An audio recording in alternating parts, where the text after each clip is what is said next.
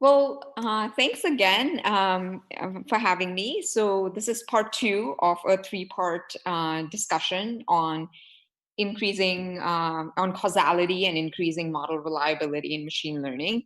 Yesterday, we spoke, we spent the early part of yesterday's talk kind of motivating why, with examples, errors that arise as we're starting to move from, just thinking about models as like what we evaluate using one or two fixed data sets to putting it actually in the real world.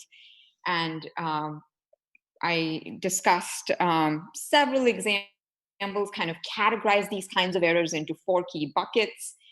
We spoke about one very big type of error, which is currently something it's an emerging area, exciting area around stability, the idea of building models that are stable to environments or across environments, especially important as we move from a development data set to a validation data set or to new environments as we deploy. And in that area, we kind of started by talking about one example algorithm just to motivate the idea of how stability works and how do we learn these kinds of stable algorithms for data. And if so, what kind of guarantees can we get? So if you are coming into this particular part of the tutorial and you haven't seen the first part, I strongly recommend you do that because there's a lot of language and context we set up that we will reuse today. And then today, my hope is we're going to continue that thread. So we spoke about one algorithm end to end. We spoke about the theory. We spoke about some empirical examples. So today we're going to broaden our scope. Instead of we're going to think about what are the different ways in which the field is approaching stability. What are the different frameworks? And then what are the pros and cons of these different frameworks? And then we're going to continue this thought into if we want to be able to get guarantees, how do we, we're going to build on some of our past work to elaborate and explain some more algorithms in detail that have really nice guarantees.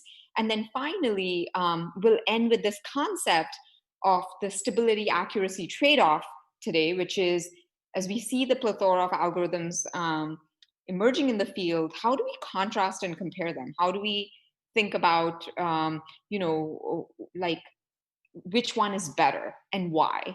And sort of that's where we'll end today, and then we'll pick up again in part three. With that, let me dive in. So let's see. So if I don't have the thing on the left, I can't exactly see. So I think I'm going to need the navigator.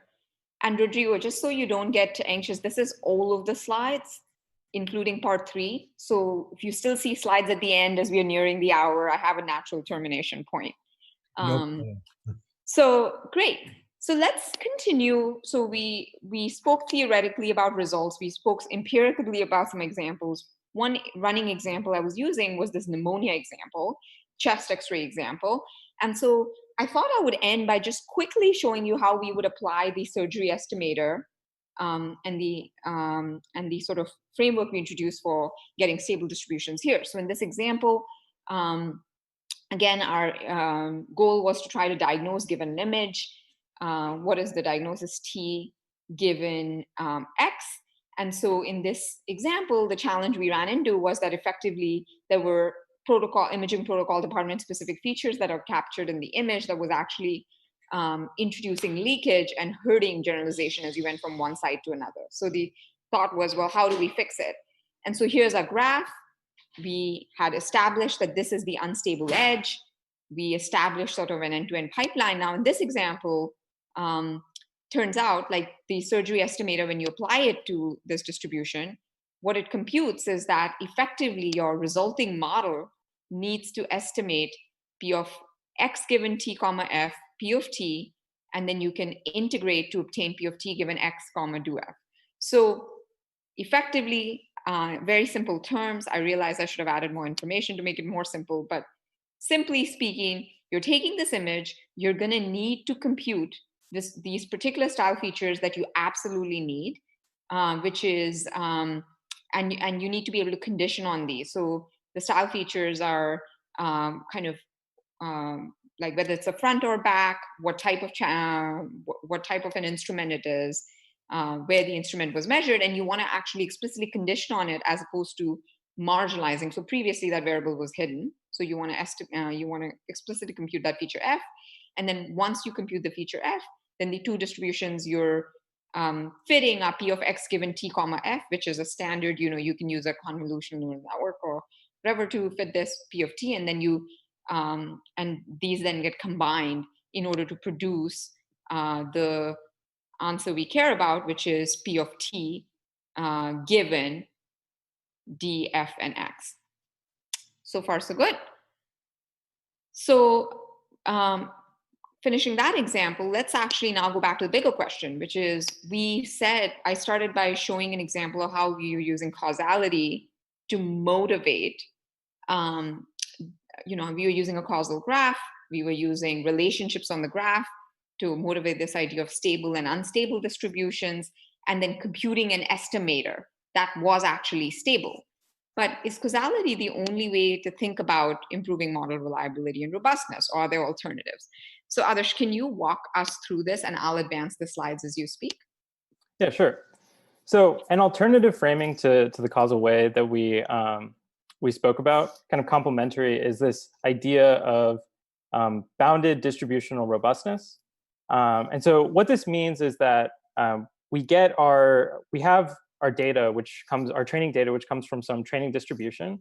And we are going to assume that shifts produce test environments which come from some kind of uncertainty ball that's centered around that training distribution. And so typically, one common way to characterize this uncertainty ball is using, say, like a finite radius statistical divergence. So an example might be, I'll think about test environments which have a KL divergence less than rho from my training distribution. And what we can do with this kind of formulation is we can consider a specific type of shift. So previously we had talked about covariate shift, which was this case in which the distribution of the covariates, the distribution of the features x, can shift, but this conditional distribution p of y given x is staying the same. And so we're going to constrain this class of shifts by saying p of x can shift to a new distribution q of x, subject to its KL divergence from p of x being less than rho. And so to contrast this with the view that we had been talking about before and what SUCHI was talking about, with bounded distributional robustness, we're thinking about a finite magnitude shift. So we're saying that the distribution can be different can shift from our original distribution, but by some finite amount. And this is different from the arbitrary magnitude shifts we were talking about, where, for example, the way that the style features for the pneumonia X-rays are chosen, that can sort of arbitrarily shift, and we're not constraining that. And the reason why this distinction is important to make is because, particularly in safety critical domains, so for example, healthcare, where these models are interacting and have impacts on health outcomes for patients, mistakes are costly. And so it can be difficult, and it's very important to correctly specify the bounds for these shifts, or we want robustness to a large class of shifts. And so in those cases, this is bounded distributional robustness may not be appropriate, and we want guarantees to arbitrary shifts. Next. So just a question here for you, Adarsh. So in reality, when people are trying to do this, what they really have access to is a data set. They don't even have access to an actual distribution, right? So my assumption is, given a data set, you're learning a distribution. In this case, we're calling it, say, this first part B. And so this is a distribution that's being learned from that data set. And presumably, we're saying around that distribution, around the data set, is where, learn from the data set, we're putting some sort of norm ball deviation. Is that correct? Yep, exactly. We're using the empirical distribution of our sample and taking that as our source distribution. Got it. So this idea of bounded distributional robustness translates directly and nicely into an objective function, where we're given data from this distribution P0, and what we're considering is a ball, or is this uncertainty ball of distributions Q, such that Q satisfies what we see in the set that for some statistical divergence, the divergence of Q from that distribution we were given, our training distribution P0, that divergence is less than or equal to this radius rho. And so then what we're really doing is we're saying, I want to minimize my model's parameters theta with respect to the worst case or maximum loss distribution in the set of distributions Q. And so it has a nice mathematical objective. And just to sort of see what this looks like in a simple example, here's a latent mixture model. So we've generated the variable we're predicting Y from from features X, and there's these two populations, a population corresponding to G being 1, and this is the majority, and a population corresponding to G being 0, and this is the minority making up 10% of this distribution. So we're going to consider a shift in which we're taking this original distribution with this mixture, and we're going to look at a shift where we only see samples from the minority subpopulation. Next. So what this shows is we're looking at two things. In both figures, we're looking at the loss. So this is mean squared error, so higher is worse. We're looking at the loss of different models versus on the x-axis, we have the radius of the robustness ball being considered during training. And so plot A is showing the loss on the unshifted distribution. This is new data from the training distribution. And then plot B, what we're looking at is the performance, the loss on this minority subgroup. So this is that shifted distribution. And so there's a couple of takeaways that we can get for what bounded distributional robustness is doing. First, what different methods correspond. The different methods, as we go across the x-axis, we're increasing the radius, which means that we're increasing this uncertainty set. So we're considering larger possible shifts during training. And so this gives us more robustness. And what we see is that as the radius of the ball increases in plot B, we get that the loss of a number of these methods is decreasing. And so we're getting better performance because we're more robust. Across the different methods, the differences are in the choice of divergence used. So, we talked about chaotic divergence. There's a number of divergences that you could use, and these matter. And these have implications on what the robustness and performance of the models is going to be. And so it's important to figure out how to choose those. And then finally, the last thing that we see is that if we look at the performance on the unshifted data, so plot A, as we increase the radius, so as we increase the robustness, we actually get worse performance on the unshifted distribution. And this is an idea that we'll see sort of reappear as we continue forward. So now taking a step back and comparing, previously we heard about the surgery estimator, which is sort of indicative of this class of proactive, reliable learning methods that we've been talking about, and contrasting it with what we've just seen with bounded distributional robustness. Some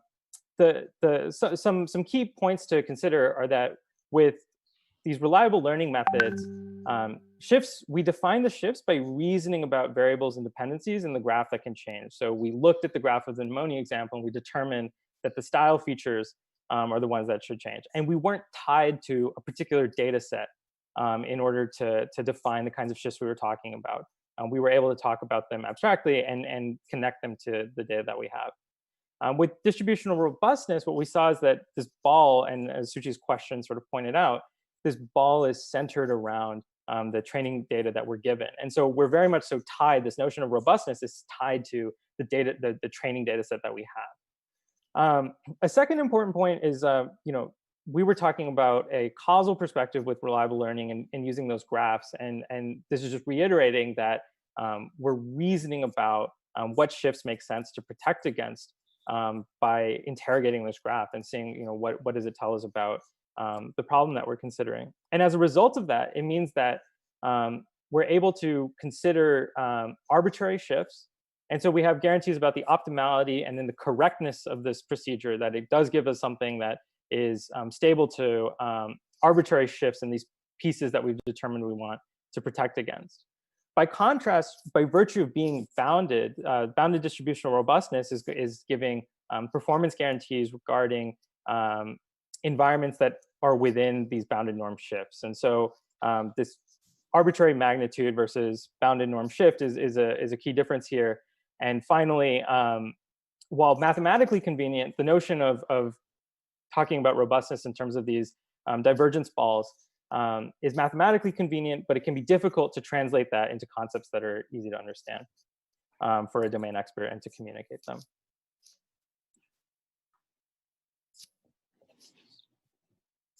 So to put it all together,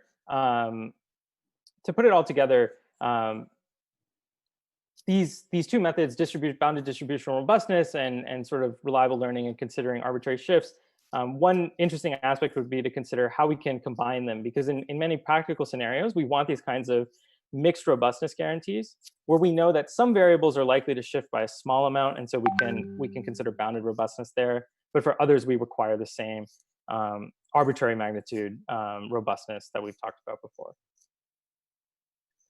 So looking at yet another framing and another class of approaches, this goes under the name invariant risk minimization, or IRM.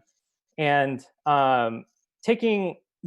just like reliable learning, this takes a causal view. But the key difference here is that rather than starting with a graph, we're going to implicitly reason about the underlying graph using data sets which are collected from different environments. And so the main principle we're working off of is that to learn invariances across environments, we want to find a data representation such that the optimal classifier on top of that representation matches for all environments. So more simply put, we want to learn a representation that produces an invariant and optimal predictor across the environments. And so from these data sets that we've been given. And so this naturally has a particular type of guarantee associated with it, which is that when it talks about when shifts occur in all variables except the target variable that we're predicting, then we're able to recover and that the optimal predictor is to predict a variable y given its parents in the graph. And we do that by taking multiple data sets where we see these shifts in all these different variables, and we extract that invariance. So again, contrasting reliable learning and now invariant risk minimization. With reliable learning, we were starting with a causal graph, and in what we'll discuss next, we're going to actually relax this. But with IRM, instead of starting with the graph, we're going to take sufficiently diverse data sets where we have examples of all these types of shifts so that we can extract invariances. With reliable learning, we're selecting which shifts to protect against, while with invariant risk minimization, it's protecting against the shifts that it sees in the data sets. And so we can't sort of selectively choose which ones to protect against, which ones not to protect against. With reliable learning, we get these general guarantees to the particular specified shifts. So these performance guarantees and correctness guarantees with regards to the shifts that we're specifying. Whereas with invariant risk minimization, it's very much so tied to seeing shifts in all these variables except the target variable in order to get the desired invariance. And as a sort of a practical note, what we saw with the imaging example that SUCHI gave with pneumonia X-rays, to apply to data like images, this sort of structured data, there's some pre-processing that needs to happen to extract like semantic concepts from the images, whereas invariant risk minimization can sort of be directly applied to that kind of structured data. And so in directly contrasting these two, what we see is that, can we relax the need for having a specified graph, because this can be difficult to produce up front, while still retaining the benefits of having general guarantees to specified shifts and not being tied, again, to only what's in the data. Right. So it sounds like the challenge with, if we had a graph available, the good news is we can much more easily, visually, intuitively reason about the domain with experts. We can more easily, reason about, is there a shift we want to protect from, not protect from, to what degree does it really matter? But effectively, so we have a lot more flexibility with the reliable learning / SARIA estimator method. On the flip side, though, you have to work harder because you don't have a graph. What you have is data sets. And if you had a collection of data sets, the good news is you can apply IRM and you can get something out that's actually nice. But you have less control and flexibility and also guarantees in terms of the quality of the outputs and what you're able to protect against. Is that correct? Yep, that's exactly right. So this is Go ahead. So this is motivating what we're talking about next, which is an approach for avoiding the need to specify the causal graph upfront while still getting these guarantees and still being able to actually learn a graph from data. So this is called I-SPEC, and just like the surgery estimator, this is in line with the proactive failure prevention paradigm that we talked about, where we want to learn models that are robust to problematic shifts that we've identified. But the difference here is we're going to start from the data.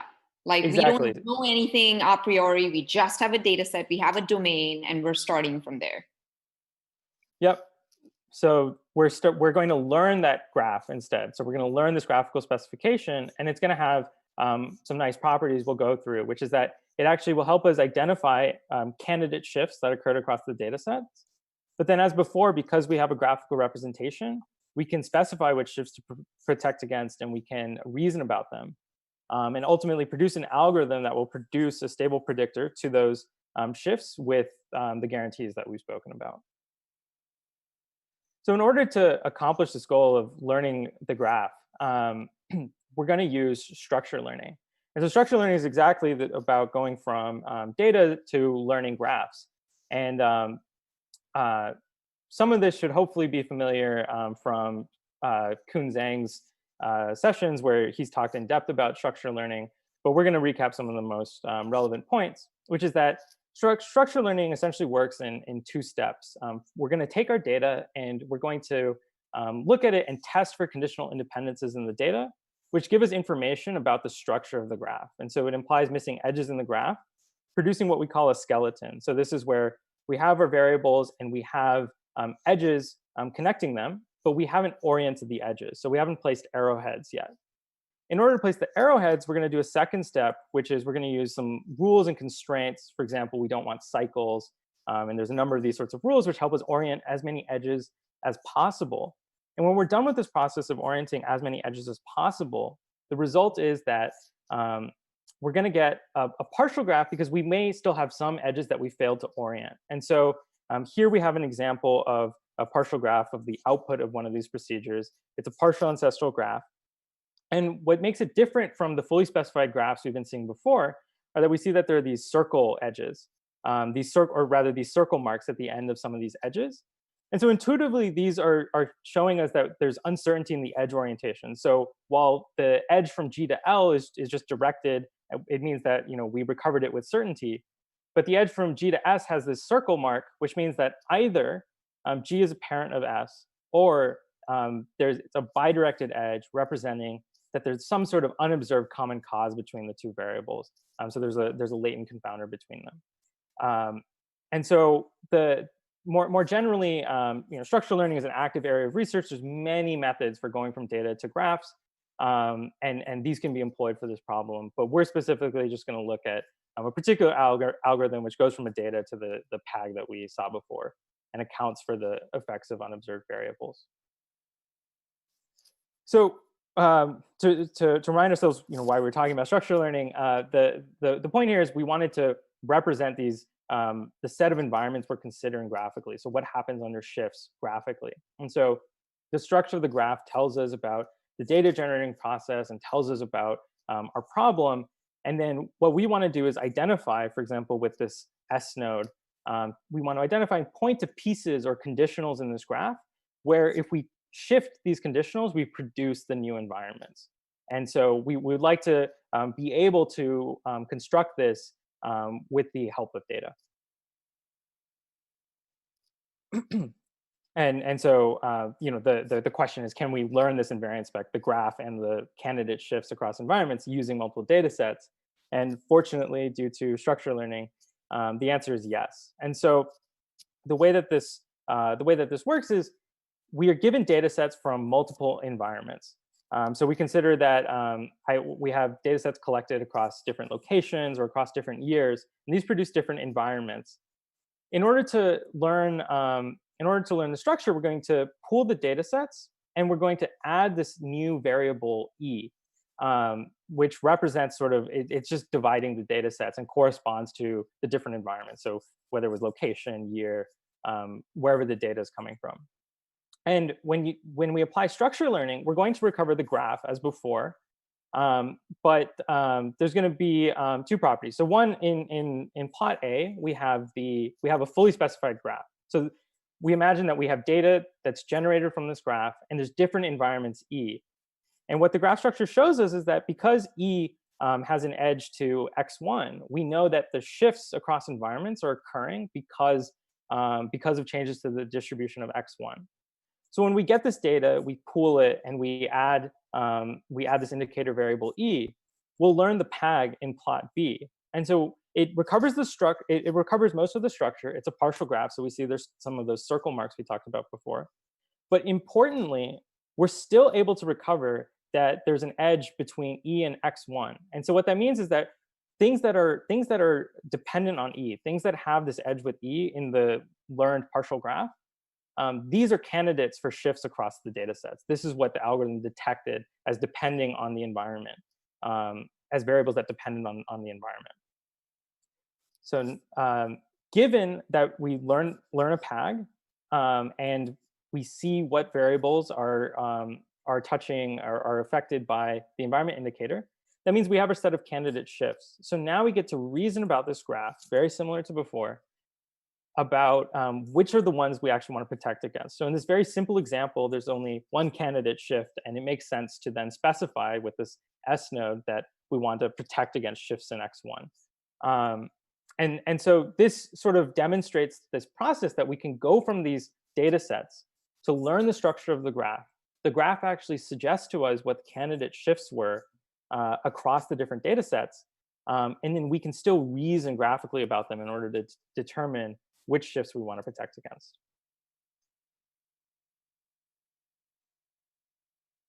And one thing here is we can also add additional shifts, right? So this is a candidate starting point. Like from the data, what we're learning is what are the likely shifts. Now, some of the recommendations of likely shifts could be because we just have limited data.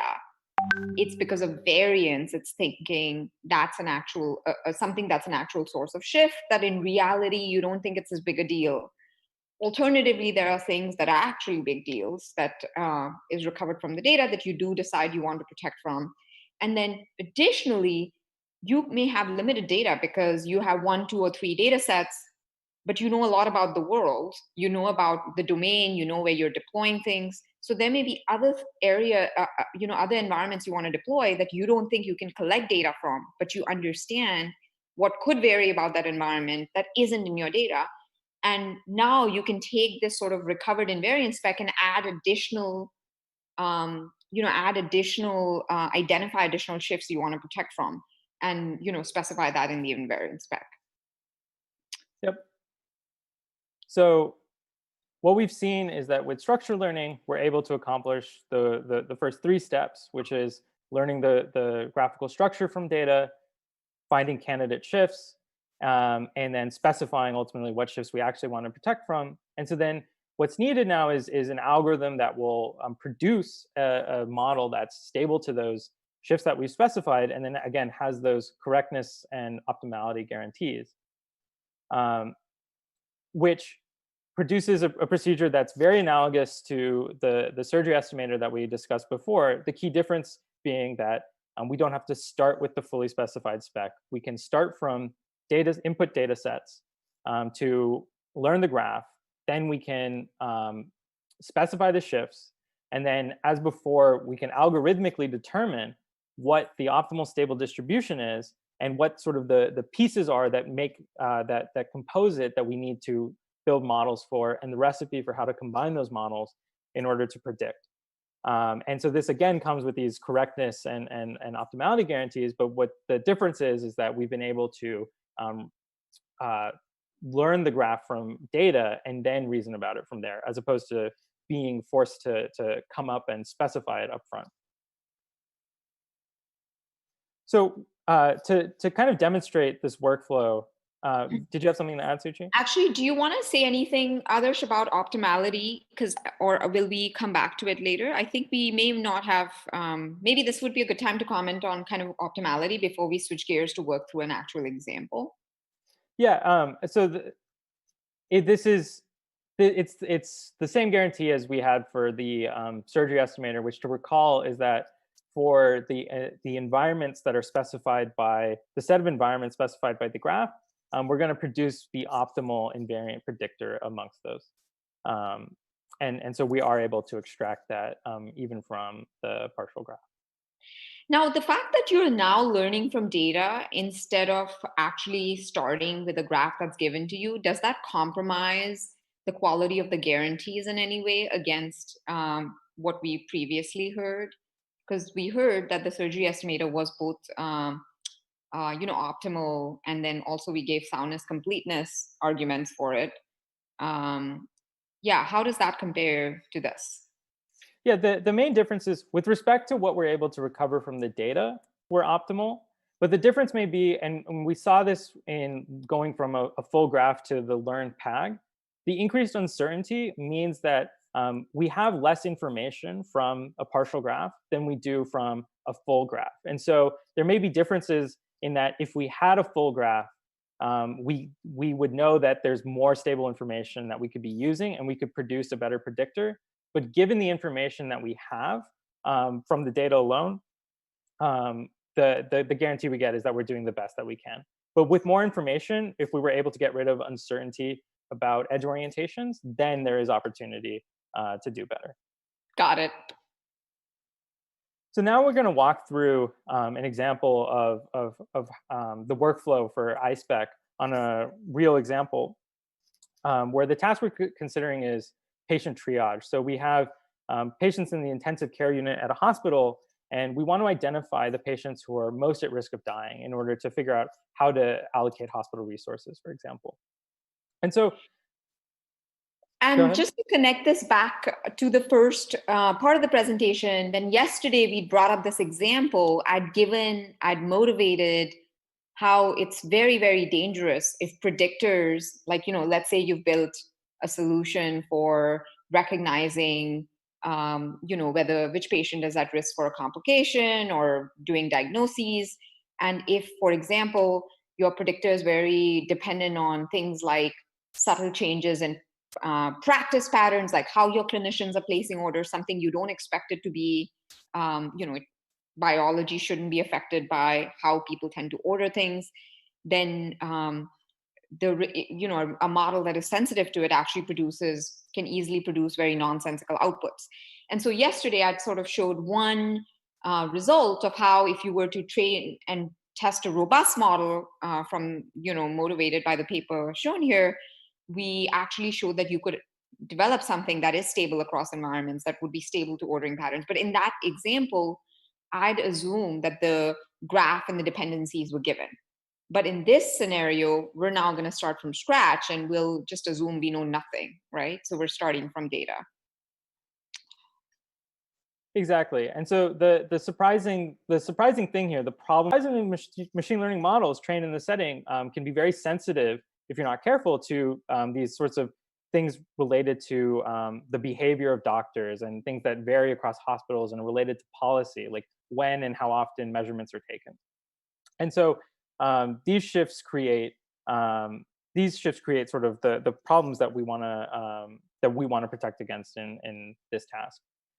So as far as formalizing the problem goes, we're looking at the first 24 hours of data from patients in the intensive care unit, and we want to predict their mortality. And so to consider the different environments, we're looking at three hospitals in our institution's network. And our goal is to be able to generalize across hospitals despite these kinds of inter-hospital policy differences. The kinds of features that we're going to be using are the ones listed here. So we have physiologic variables. So these are related to like vital signs, heart rate, blood pressure, as well as lab tests that get ordered. So things like bicarbonate. Demographics, so general information about the patient, age, gender, chronic diseases, things tied to the patient history. Admission type, so sort of the circumstances surrounding the admission. Was it a scheduled surgery? Was it an emergency medical visit? What type of admission was it? And then finally, this variable lab timing, which again is this practice and policy-based variable, which is going to be affected by differences between policies across the hospitals. And so this is going to create issues for generalizing across the hospitals. So we know that in order to start, what we want to do is learn the structure of the graph so that we can start reasoning about it. And so here, we're going to learn the partial graph, the PAG, using the dataset ID, so which hospital the data is coming from, as this environment indicator. So we can pull data to learn this graph. And one of the things is, when you do have prior knowledge, you are able to incorporate it as constraints into structured learning. And so structured learning implementations readily allow for this. So for example, when we learn this graph, we specify just a high level topological ordering of which variables we know sort of have to precede other variables. So it's listed there on the right. Demographics and chronic diseases, for example, things that are true about and we know about a patient before they come to the hospital, have to precede things like the admission type, the measurements that get taken, and ultimately mortality, which all happen after they visit the hospital.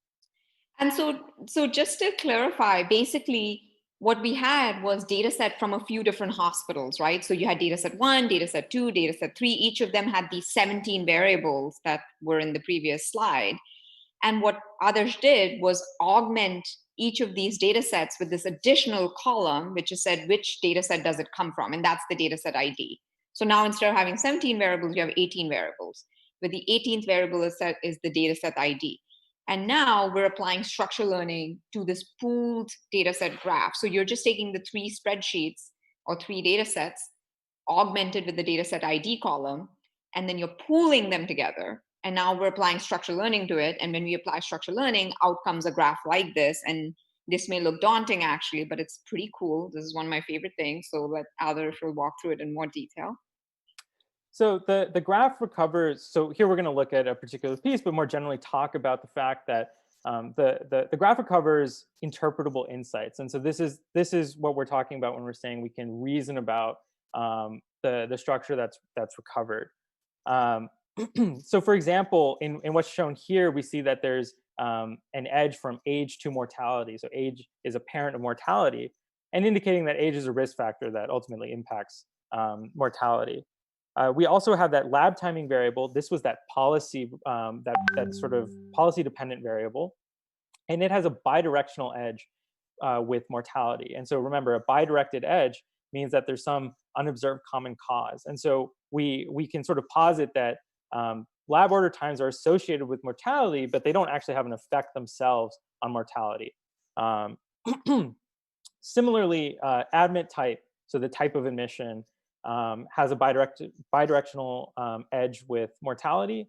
And again, that bidirected edge is suggesting a latent cause. And so, for example, the underlying condition that caused this patient to need to go to the hospital, and that ultimately will be a risk factor for whether or not they end up dying during their visit. So not all of these insights that we're getting are necessarily about teaching you something new. That's not the goal here. In part, some of these insights are just corroborating, like the 3 insights we've listed here are just kind of corroborating that the resulting graph behaves as expected. So that's what we did. We pulled out 3 examples where you know this to be true.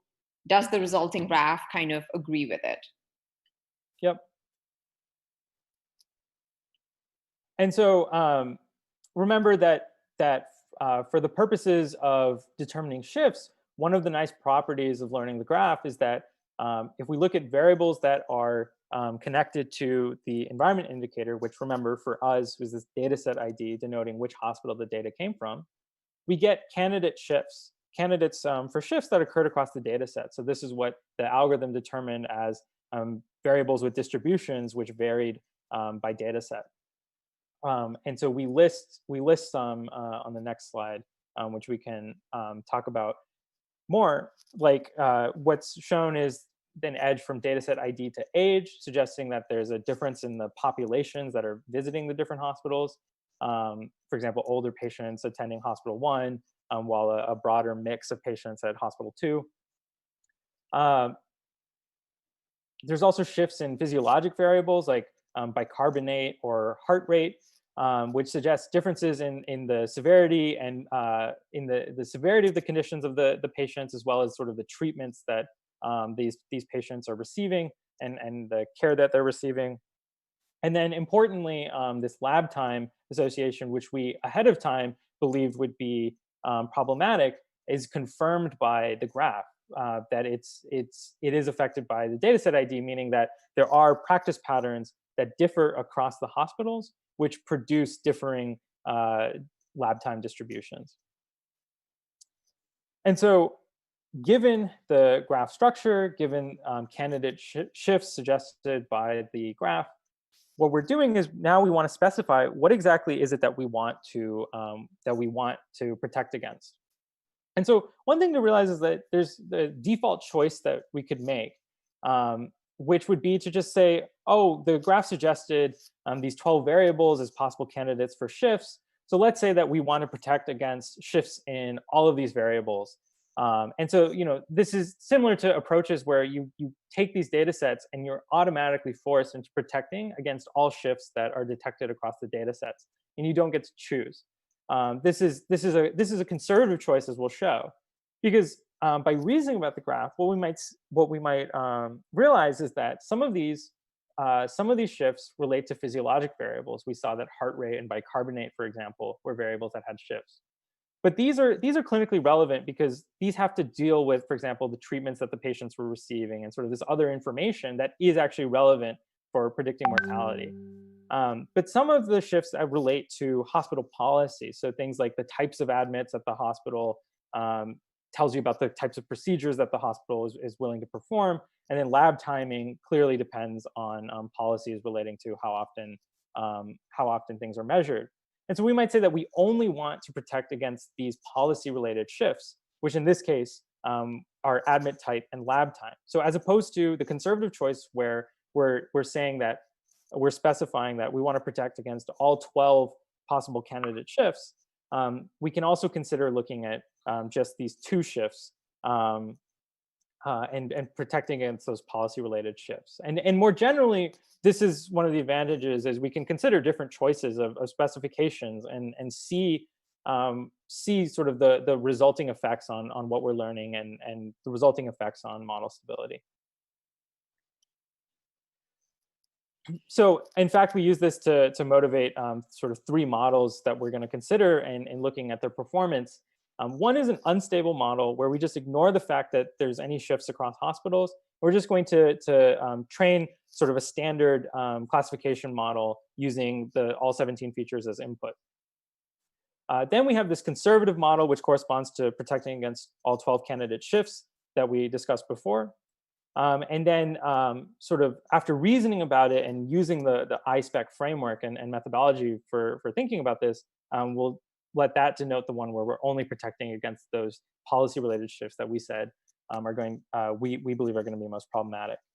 And so we took these 3 approaches. We trained all models on data from the first hospital, and then we're going to look at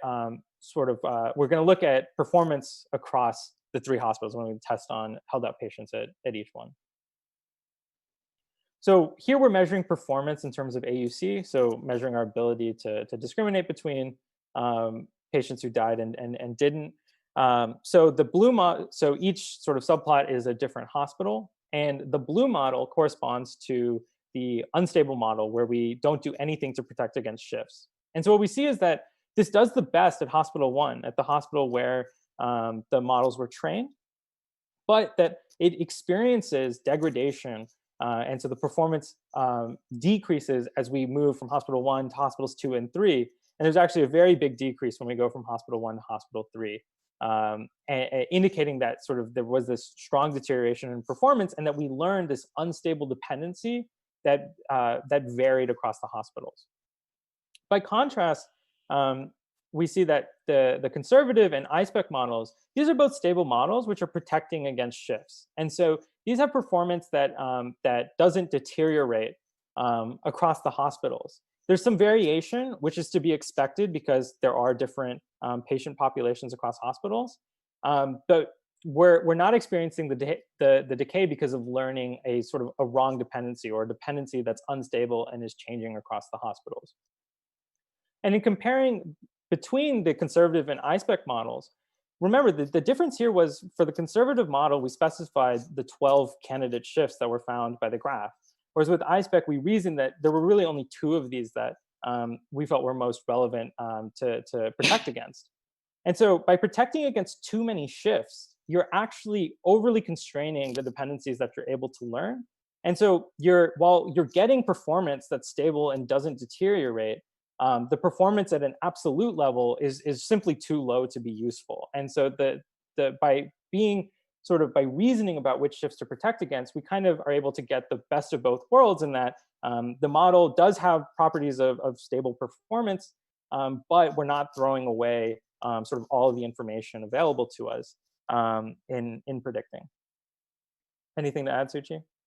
I would, Adarsh, can you comment on like why is it that the green isn't all at one level? Like we're still seeing some variability across the data sets in terms of the performance of the I-SPEC estimator, right? Yeah. So as I briefly mentioned, this has to do with there are differences in the populations that you're seeing across the hospitals, and so these relatively smaller variations will produce variations in the performance. But it's different than sort of the variations that are produced by learning a dependency and a predictive association that's unstable and may ultimately be wrong when you move from one hospital to another. Got it. So you're saying this kind of variability we're seeing across the data sets is to be expected because it's just due to, it's like any other scenario we'd see in machine learning where even if the data were sampled from the exact same environment, just because there's differences in the underlying data distribution, and in this particular case, there's differences in the population acuity, like some hospital 3 has different mix of severity than hospital 1, we're going to see that. But in terms of stability, it is protecting from the unstable shifts we did care about, which was we don't want the model to be dependent on provider practice patterns. And that's effectively what the stability is getting us. Yep. And just to look at performance measured in a different way, I think we had actually seen this in the example that Suchi had talked about in the previous session. Well, we can look at sort of consistency in predictions for models that are trained at different hospitals. So what we're saying is, if we train a model at hospital 1, we train that model at hospital 2, and we have both predict on the same set of patients, how consistent are the rankings of the patients by predicted risk of mortality? So how consistent are the predictions across training at different hospitals? And what this is showing is that for the unstable model, the patient rate, this predicting on the same set of patients, the rankings can vary widely. We see that this correlation of those predictions can sort of vary wildly and can be very low. Whereas for the conservative and I-SPEC models, they have significantly tighter and higher correlation in the patient rankings, which means that they're producing stable patient orderings by risks and would lead to, for example, more consistent triage decisions, irrespective of where we train the models. Right. And that's crucial because it would be very, very jarring for a user, in this case, a clinician or a caregiver, if a doctor, they're trying to figure out, whether to put this patient in the ICU or not, and small changes in the data gives you wildly different results, you're not going to trust it. And what you really want, ideally, the model to learn is something, that's stable biology. And that's effectively what this is showing. So, I guess, Adarsh, this is the time we switch gears and talk about the stability accuracy trade-off. So one thing you pointed out was, one thing you pointed out in your results was basically this notion that you had different choices of stable estimators. So it's not like stability, when you're trying to look for stability, the answer is there's one most performant algorithm, right? There's naturally a trade-off where you can decide how conservative you need to be, but even conservative is maybe not the right word, because it really depends on the needs. Like in a particular domain, when you're trying to deploy, you're trying to think about, truly reasoning about the domain, truly reasoning about shifts you expect to exist, and then working backward to understand what are the most important shifts to protect from. And in this example, we sort of did this version of like two different candidates, one that was considered all possible shifts, another that reasoned backward from the domain to identify the most important ones that we care to generalize against, and produce two different models. And when we look at them, we see that there is actually some notion of a stability and accuracy trade-off. So there are two stable models. Both of these stable models are going to be less performant in the actual original domain. So if all of your test environments were exactly like the original, the data set collected from your training environment, then just by virtue of imposing these additional constraints around stability, you're gonna lose performance because you're obviously forcing the model to not learn certain things because you don't expect it to generalize. So that's sort of to be expected. But then there's a stability accuracy trade-off because you can have multiple stable models, but there is a notion of some models are more accurate than other stable models. And the degree to which we care about certain kinds of stability versus accuracy is the trade-off we have to think about. And here, I mean, and sort of this trade-off, this notion of stability accuracy trade-off is like a very core concept and something that as we train more models for doing, for reliability or robustness, we'll have to be cognizant of. And there's been a growing body of papers in the last few years on this topic, very exciting papers taking various perspectives, like we said, the three big perspectives in terms of how to go about learning these kinds of stable models. One of the big challenges, though, is that with this growing body of work, it's been very, like, each one is proposing a method, doing some kind of learning, showing some kind of stability, and showing some kind of gains in empirical performance on a data set. But what's been very hard is to then go backwards a little bit and think a little bit about, is there a framework in which we can compare them? Is there a way to think about where do different pieces of work sit from a stability accuracy trade-off standpoint? Is one optimizing for some types of stability? Is it about bounded guarantees, or is it again guarantees against arbitrary shifts? And from an accuracy perspective, given certain stability guarantees, are the models optimal? Are they the best performing models in that class, or is there something better we can do? And then do we have the ability to kind of nudge or control how we learn from data, or specify different types of invariances so that we can understand the quality of the outputs we're getting. So effectively, like, is there a way we can compare these different frameworks? Is there a way to figure out, like, what are the different types of guarantees they're giving, and some notion of thinking through when is which type of approach better? And furthermore, are there scenarios where we have certain types of stability guarantees we could give, but maybe there's an option to build something that is more optimal than what exists? And so this naturally leads into the next topic, which I'll only give you a preview today, and then we'll cover in the next part 3 of this tutorial. And the overall concept here is, turns out, as we showed, you can think about this. We spoke about different ways to represent shifts intuitively in given a problem area and given a data set. You could intuitively learn everything, which is sort of naively how we used to train machine learning models, right? Where we didn't care about stability. So you take your data and you learn everything. And when you're learning everything from your data without any constraints, you're basically including lots of spurious dependencies.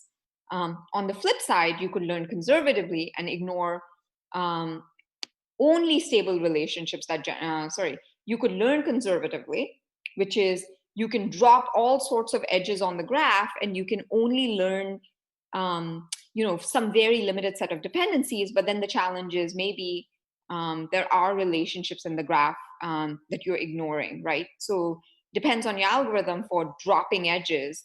But if your algorithm is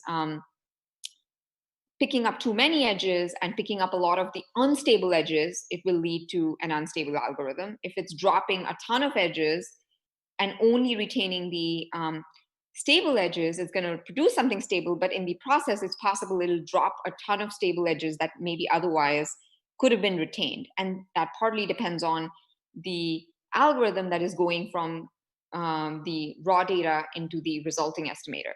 So here, by looking at taking a graphical perspective, it is actually possible to reason about optimality and the stability accuracy trade-off, and start putting every one of these algorithms into a framework for understanding the degree to which they're leaving information at the table. In other words, there are edges that should be learning that it's not learning that are indeed stable, and on the flip side, it's capturing unstable edges which really it shouldn't be learning altogether. And based on that, you can effectively characterize these different techniques. Last slide here to end, which is, turns out you can take a lot of these methods and create what we describe as a hierarchy, where effectively the way you're getting this hierarchy is, at the end of the day, an algorithm is, you can think of many of these algorithms as like operators on a graph, where operator means it's adding or removing edges. And every time it keeps an edge, it's learning it. If it removes the edge, it's forgetting that relationship or not learning that particular dependency from the data. And if you take that view, you can take some of these existing algorithms and describe them in this sort of ladder view, where the conditional distribution is sort of on top, easiest to learn from data. Graph pruning is an example of that. We'll walk you through in the next slide, part, like how graph pruning works. What does the graph pruning estimator look like? But effectively, what graph pruning does is drops a ton of edges. In fact, drops a ton of stable edges. And so what you learn is it's easy to produce. You can often get some estimator using graph pruning, but turns out from an accuracy perspective, it's not going to be very accurate because it's dropping a ton of stable information. On the flip side, this third level of the hierarchy, counterfactual distributions, this take advantage of specific types of operators for manipulating and removing and adding edges on a graph. The good news is it retains a lot more of the stable information. So it retains many more of the black edges or the stable edges. On the flip side, it's not always easy to estimate from data, easy to estimate from graphs, because it relies on very certain assumptions, and those assumptions may not always be valid. Now, the other advantage of sort of thinking from this point of view is the fact that, while we can walk through what examples currently exist and how they relate, it also motivates this idea of like where there is opportunity to produce new ideas, because I think there's an opportunity here to, increase precision further by retaining as much of the stable information as possible. And we'll talk through the framework to see, how do we think about where the gap is based on current literature. So with that, I'll pause. We're just at the hour. Thank you. Thank you very much, Suki. And well, we'll continue tomorrow with the quick Q&A with you, as with Adarsh. And we're looking forward for that. We wish you a nice day to both of you. Thank you. Thanks.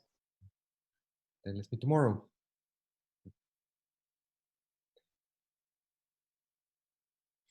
Thank you, everyone. Then we'll continue tomorrow. We'll have our poster session.